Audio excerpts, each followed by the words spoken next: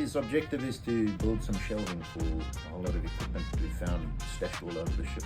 We're building a storage unit where we can get all the stuff together and put it in boxes.